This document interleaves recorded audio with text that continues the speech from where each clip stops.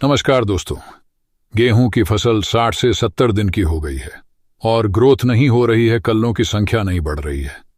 इस टाइप के क्वेश्चन मैंने कल जो वीडियो डाली थी उसमें देखे थे। काफी किसान भाई हमारे कमेंट कर रहे थे कि सर 70 दिन की गेहूं की फसल हो गई है लेकिन ग्रोथ नहीं हो रही है, ग्रोथ उतनी ही है, बाकी कल्लों की संख्या भी नहीं बढ़ रही है। क्या छिड़काव करें क्या नहीं करें, कुछ समझ में नहीं आ रहा है।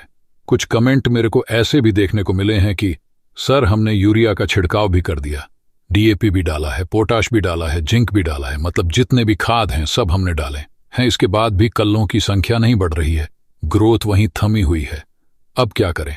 और कुछ कमेंट ऐसे भी हैं कि सर 70 दिन की गेहूं की फसल हो गई है, गेहूं पीला पड़ रहा है, उसमें क्या छिड़काव करें। एक एक क्वेश्चन के आंसर दूंगा और डिटेल में जानकारी भी दूंगा। लेकिन दोस्तों एक ही रिक्वेस्ट है, एक ही निवेदन है।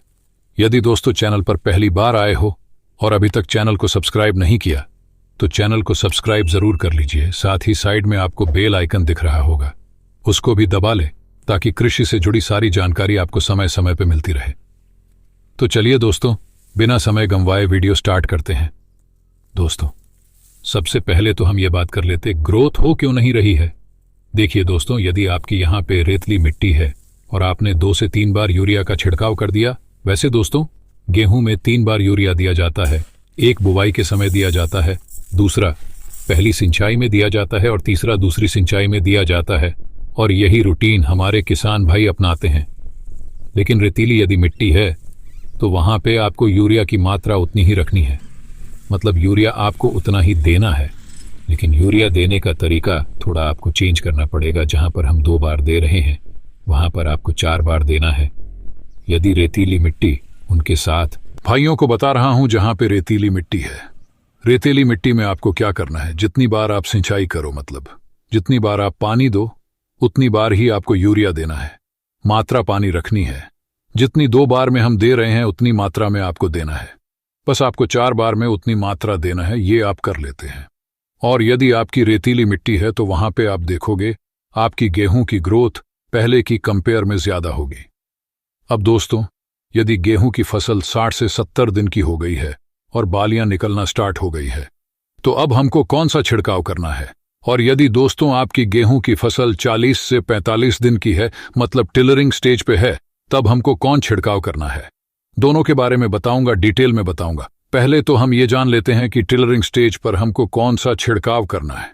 दूसरी सिंचाई में आप खाद उर्वरक दे दिए हैं, फिर भी ग्रोथ नहीं हो रही है, कल्लों की संख्या नहीं बढ़ रही है। अब कौन सा छिड़काव करें दोस्तों। यूरिया और जिंक। यूरिया और जिंक ये दोनों कल्लों की संख्या बढ़ाने का काम करते हैं। यूरिया जो कि हमारी गेहूं की ग्रोथ भी बढ़ता है और कल्लों की संख्या भी बढ़ता है, और इसके साथ ही जिंक कल्लों की संख्या बढ़ता है। इन दोनों का छिड़काव हमको करना है और बहुत सस्ते में करना है। अब इनका छिड़काव कैसे करना। 2 किलो आपको यूरिया लेना है और 2 किलो यूरिया के साथ आपको लेना है 700 से 800 ग्राम जिंक। इन दोनों को अच्छी तरह घोल बनाकर 1 एकड़ में आपको डालना है। आप देखोगे पदी आपकी गेहूं की फसल की ग्रोथ रुकी हुई है तो ग्रोथ होना स्टार्ट हो जाएगी और कल्लों की संख्या भी बढ़ेगी। अब इसके बाद यदि आपकी फसल 60 से 70 दिन की है, बालियां निकलना स्टार्ट हो गई है, तब आपको 0,05234 का छिड़काव करना है। ये क्यों छिड़काव कर रहे हैं, क्योंकि हम गेहूं की क्वालिटी बढ़ा रहे हैं। मतलब दोस्तों इससे छिड़काव करने से हमारी जो गेहूं की क्वालिटी है उसमें सुधार होगा, मतलब दाने स्वस्थ रहेंगे, चमकदार बनेंगे। तो उसे स्टेज में आपको 0,5234 का छिड़काव करना है। लेकिन यह छिड़काव आपको तीसरे पानी लगाने से पहले आपको करना है, मतलब तीसरा पानी यदि आपने नहीं दिया है या फिर लगाने वाले हैं तो उसमें आप छिड़काव 0,5234 का भी करवा दीजिए। आपको ये जानकारी समझ आई होगी, वीडियो भी पसंद आई होगी।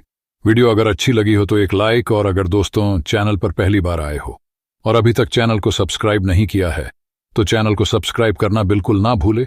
साथ ही साइड में बेल आइकन है, उसको भी प्रेस कर लें। धन्यवाद।